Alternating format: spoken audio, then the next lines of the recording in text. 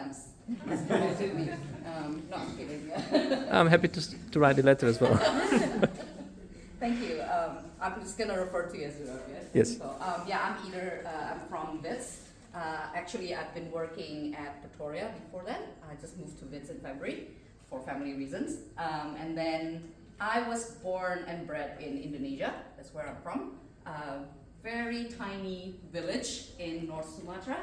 And the village, when I say small in Indonesian terms, it's actually big in some other countries' terms, because if you don't know, Indonesia is the fourth most populated country in the world. So when I say small, and I say we have 2 high schools, it's actually small, believe me. Okay, so we have 2 high schools, and then growing up, I have a mother who was a mathematics teacher before she got married to my dad. So I had that influence from my mother. I remember struggling when I was in primary school with, I don't understand, 3D objects. My mom would she would cut up like cardboard, or she would grab like whatever objects at home and then try to visualize it for me. She was very patient. And I think that's very important in my life, that I have somebody who's always patient with me and say like, okay, I'm gonna support you. So I was really thankful that my mother was that person throughout my sort of like primary school and junior high. And then when I got to high school, she felt like she couldn't cope anymore, but then I had a very brilliant teacher who's also always supporting me.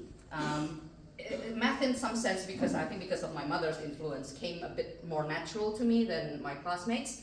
So sometimes in class when I was in high school, I practiced a lot, so I was like very quick, and my teacher would see that, okay, she finished already ahead of the other students, and just so that I'm not bored in class or just start doing, other things. Then he said, hey, try this problem, try this new problem. And I like that somebody was there for me, to stretch me, and I think that's very important. So then, even though I was always like the best student in class and so on, when I got to university, I had the shock of my life. The shock of my life, because I don't know, maybe people on this table would have the same feeling. When you got to university, you get so shocked. The difference from high school math to university math. And I got my first test back, my first calculus test back. It was the worst mark I've ever had in my life.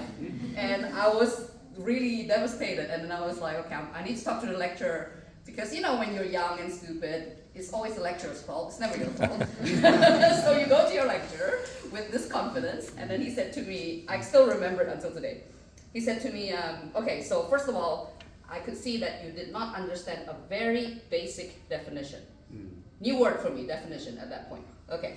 And then he said, oh, also, I see that you registered for a mathematics program. Then he said, if you continue like this, you're not going to make it. That was week 3 in university. And I was like, my dream was becoming a mathematician since I was 10. And at that point, I'm like, that's it. Like, it's over. I'm not going to be a mathematician because my lecturer said so. But I was very stubborn. Still sometimes very stubborn. And then I'm like, I'm going to prove him wrong. So, so I went back. And that word really hit me when he said, you didn't understand a basic definition. What is this? Okay, so I grabbed the calculus textbook and I read the textbook word by word by word by word. I read it again, I try to understand everything. And then I realized the math that I know from school is not math. Right? It's not math. But the good news is, this new math is even more interesting, right? So I was already so excited with math because of my mother's influence, and I really liked it. And now I'm even falling in love more with mathematics because it's so interesting to me. And I think that was passion, as Setuti said earlier. It's very important also to have, something that drives you, that helps. And since then, after I started reading the textbook, and I'm like, oh, that's what I'm missing. Like, oh, that's what I'm missing. And I just kept getting all these revelations over revelations. And I realized that, what I want to do from that point on, I just want to learn. I didn't care about getting good marks. I just want to learn. I just want to go to class, have a discussion with my lecturer, have a discussion with my friends. I just want to learn math. I was like obsessed with mathematics. People know my obsession, so I was gifted. I was gifted this for my birthday 2 weeks ago. This is Gauss the Goose. Gauss he's kind of also famous in physics, but also a famous mathematician. So people know this, that I'm just obsessed with math. It's sort of like it's breathing mathematics. It's like my life and also my work, which is amazing, I think. Yeah. And then at the end of the semester, my mark improved a lot since the first test. And then the same lecturer said to me, I'm very impressed. You were not the strongest in the beginning, but you were not scared to fail, and you learned from your mistakes, and you became better and better. So he said that's very impressive. It's more impressive than sort of just be good and be complacent, right? So that's the most important thing for him, is to keep learning. So then he took me as his mentee. So he became my mentor, and again, I have that person who's supporting me again, yeah? So yeah, from that point on, I have this obsession. So if I go to class, before going to class actually, I would read ahead so that I try to understand it myself first. And of course, I was not experienced, so I didn't understand everything. So I always imagine it like I have holes in my understanding. And then I go to class, and then the lecturers patch that hole for me. And that's very helpful for me. It's very useful tips for me. It's just to read ahead. And then when I go to the class, I already have a set of questions that I could ask. Sometimes the lecturers just answer it before even I ask it. But if they didn't explain it, then I can ask the questions. So that was very helpful for me to read ahead.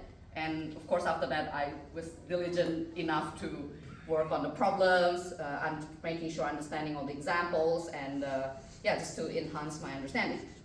And I never wasted. If the lecturer said, I have office hours, from this hour to this hour, you can come and ask me questions, I will be there. I will be there, I'll ask him questions, or her questions, and sometimes just even to have a discussion. To say like, you mentioned this in class, can I ask more about it? Because I was just so obsessed with learning math at that point, so I would not waste anything, and that's very helpful. And then another people that influenced me, of course, were my classmates. We do assignments together, we do homework together, we study together, and also the seniors. So people who are 2 or 3 years above me, the postgraduate students who are teaching assistants in our subject. I also would approach them and say, I have a problem with this one exercise, could you help me? And more often than not, I find these people, professional mathematicians or people who are in their journey going to receive an academic degree in mathematics. Most of us are obsessed with mathematics. If you tell us like, okay, can you talk about this? We will talk until your ears bleed, basically, about math, right? So I can say that for myself as well. If there's a student coming to my office asking me about math, I will tell them a lot of things about math. So I think it's always nice to try and engage with somebody. And I think, yeah, that's a huge influence on me, is just having people who are more experienced. And I remember having that switch in me, because in school I was very competitive. I always want to be the best. And at some point I just stopped. I don't have this anymore.